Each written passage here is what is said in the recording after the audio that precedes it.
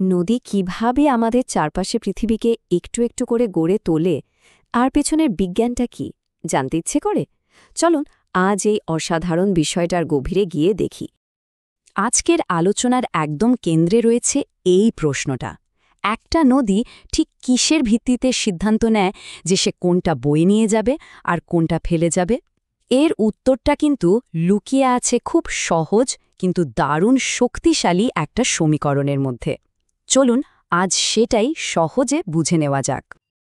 তো এই ধাঁধার প্রথম অংশে আমরা দেখব নদীর বোঝাটাকে, মানে নদীকে ঠিক কি কি জিনিস বা পলি বয়ে নিয়ে যেতে হয় সেগুলোর সঙ্গে একটু পরিচিত হওয়া যাক। প্রথমে আসি পলি প্রবাহ, বা যাকে আমরা বলছি কিউএস।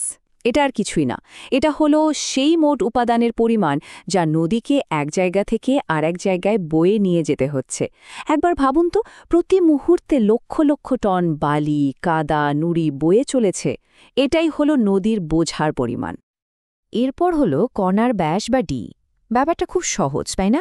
ছোট ছোট বালুকণার চেয়ে বড় বড় নুড়িপাত্র সরানো যে অনেক বেশি কঠিন, এটা তো আমরা সবাই জানি।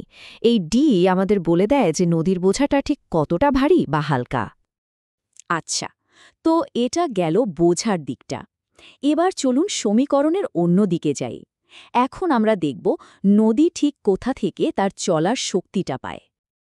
নদীর শক্তির আসল উৎস হল জল প্রবাহ বা কিউমিয়েক। সোজা কথায়, যত বেশি জল তত বেশি শক্তি। একটা শান্ত ছোট নদী আর একটা বন্যাগ্রস্ত নদীর শক্তির মধ্যে যে আকাশ পাতাল তফাত, তা তো আমরা খালি চোখেই দেখতে পাই। আর নদীর এই শক্তিকে কয়েক গুণ বাড়িয়ে দেয় এর ঢাল বা স্লোপ। একটা খাড়া পাহাড়ি নদীর স্রোত কতটা ভয়ঙ্কর হতে পারে, আর সমতলের একটা ধীরগতির নদীর স্রোত কতটা শান্ত হয়, এর মূল কারণটাই কিন্তু এই ঢাল। বেশ, এবার আমরা দুটো দিককে একসাথে করে দেখব। একদিকে নদীর শক্তি আর একদিকে তার বোঝা। এই দুটোকে যখন মুখোমুখি আনা হবে, তখনই নদীর আচরণের আসল রহস্যটা বেরিয়ে আসবে। পুরো বিষয়টা অনেকটা দড়ি টানাটানি খেলার মতো। একদিকে আছে নদীর বোঝা, মানে কি পরিমাণ এবং কি আকারের পলি তাকে বয়ে নিয়ে যেতে হবে, আর অন্যদিকে আছে নদীর শক্তি, মানে তার জলের প্রবাহ আর গতি। আর এই খেলার নিয়মটা হলো এই সহজ সমীকরণটা, কিউএস গুণ ডি সমান কিউডব্লিউ গুণ এস। এটাই সে বৈজ্ঞানিক নীতি যা দুটো দিকের মধ্যে একটা ভারসাম্য বা ব্যালেন্স বজায় রাখে। প্রকৃতি সবসময় চায় সমীকরণের বাম আর ডান দিক যেন সমান সমান থাকে। এখন সবচেয়ে মজার বিষয় হলো, যখন এই ভারসাম্যটা নষ্ট হয় তখন কি ঘটে? ধরুন, যদি নদীর শক্তি তার বোঝার চেয়ে বেশি হয়ে যায়, তখন সেই অতিরিক্ত শক্তি দিয়ে নদী তার দুপার ভাঙতে শুরু করে। একেই আমরা বলি ভাঙন বা ইরোশন। আর উল্টোটা হলে, যদি নদীর বোঝা তার শক্তির চেয়ে বেশি হয়ে যায়, তখন নদী আর সে ভার বইতে পারে না, তখন সে পলি জমা করতে শুরু করে।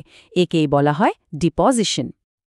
এই সমীকরণটা কিন্তু শুধু খাতা কলমে বা বইয়ের পাতায় আটকে নেই। চলুন দেখি আমাদের বাস্তব পৃথিবীতে এটা কিভাবে সুন্দর আর নাটকীয় সব ভূখণ্ড তৈরি করে চলেছে। নদীর পাড় ভাঙা থেকে শুরু করে সমুদ্রের মোহনায় বিশাল বদ্বীপ তৈরি হওয়া, কিংবা মাঝ নদীতে নতুন চর জেগে ওঠা, এই সব কিছুর পেছনেই কিন্তু রয়েছে নদীর শক্তি আর বোঝার মধ্যেকার সেই সূক্ষ্ম ভারসাম্যের খেলা। আর এটাই আমাদের একটা খুব জরুরি ভাবনার দিকে নিয়ে যায়। আমরা তো দেখলাম প্রকৃতি কিভাবে এই ভারসাম্য রক্ষা করে, কিন্তু একবার ভাবুন তো, যখন মানুষ এতে হস্তক্ষেপ করে তখন কি হয়?